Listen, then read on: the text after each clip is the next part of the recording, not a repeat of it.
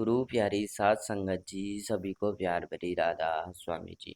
संगत जी, जैसा कि प्यार और विश्वास नाल टिकी हुई है, तो एक सेवादार था जो कि उसका नाम रमन था। वह सत्संग बिल्कुल नियमित से करते थे। वह जिन्हें बाबा जी पर अटूट विश्वास था, चाहे आंधी हो, तूफान हो या कुछ भी हो, उन्हें सेवा पर जाना तो जाना ही था। तो फिर जाना ही गुरु घर से जबकि किसी प्रकार की सेवा का हुक्म होता था, तो गुरु घर से कुछ भी जब भी सेवा का हुक्म होता था तो वह रमन सबसे आगे बढ़कर सेवा करते थे। उनका पूरा परिवार भजन सिमरन करता था और सत्संग भी जाता था। रमन के दो पुत्र और पत्नी थी। पुत्र और पुत्री थी। सतगुरु की कृपा से दोनों बच्चों शुरू से ही इस मार्ग पर लगे हुए थे। समय बीतता गया और रमन के बच्चे शादी की उम्र हो गई थी। उसने अपनी बेटी की रिश्ता अपने ही जैसे परिवार, सत्संगी परिवार में देखकर पक्का कर दिया।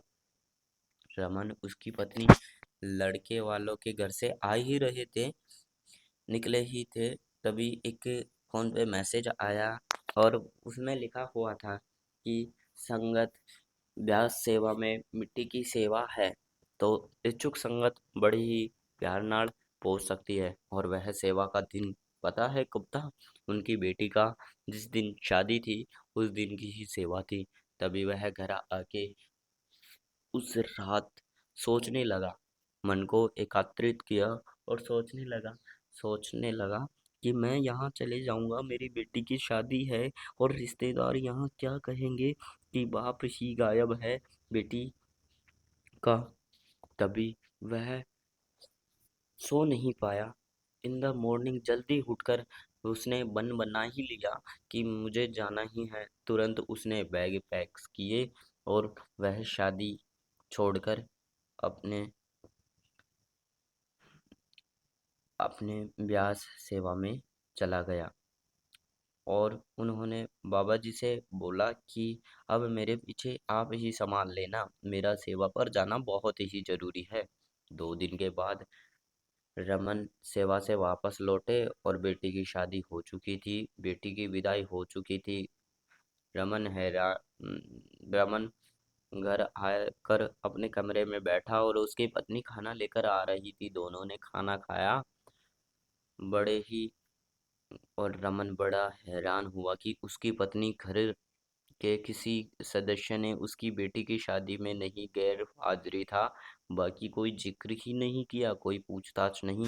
वह बहुत हैरान थे कि उसकी पत्नी बेटी की शादी ठीक ठाक हो जाने की खुशी में चलिए।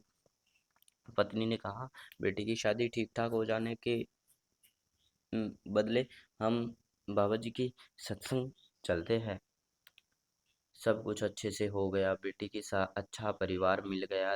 रमन समझ नहीं आ रहा था कि उसकी पत्नी उस पर नाराज होने की बजाय उसे सत्संग घर जाने की बात क्यों कर रही है। आखिर यह क्या रहा है? उसकी पत्नी एक बार भी क्यों नहीं पूछा कि आपकी बेटी की शादी हो गई है, आप कहाँ गायब थे? खैर, पत्नी को लेकर वह सत्संग घर आ ही गया। बाबा जी का धन्यवाद किया, उसकी कृपा से कुछ अच्छे हो गया, सब कुछ अच्छा हो गया।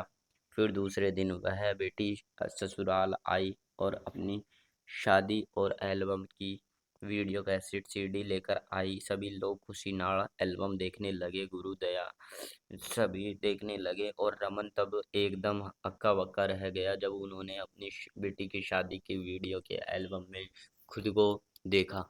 तभी वह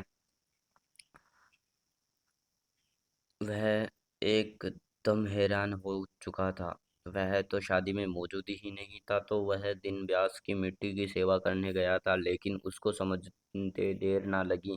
उसी समय गुरु घर आया और बाबा जी के सामने बहुत रोया। उन्होंने बोला कि मालिक, आप अपने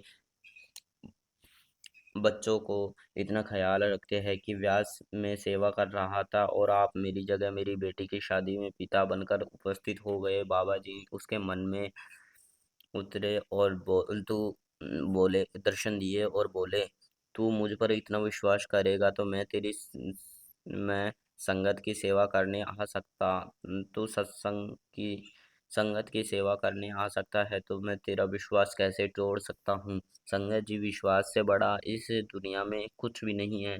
इस वाक्य से हमें यही सीख मिलती है कि यह पूरी सृष्टि केवल विश्वास पर ही चलती रहती है। जैसा एक बच्चा अपने माँ की गोद में होता है तो खुद को सुरक्षित महसूस करता है, क्योंकि उसको विश्वास होता है कि चाहे कुछ भी हो जाए लेकिन यह मुझे नीचे नहीं गिरने देगी। मेरी माँ हमेशा अपने बाबा ऐसे ही अपने बाबा जी विश्वास रखता ना है, चाहे कुछ भी हो जाए सतगुरु हमारा विश्वास टूटने नहीं देंगे। कभी अच्छा तो कभी बुरा आ जाता है, लेकिन हमें बिल्कुल ही डगमगाना नहीं है, विश्वास के साथ आगे बढ़ते जाना है।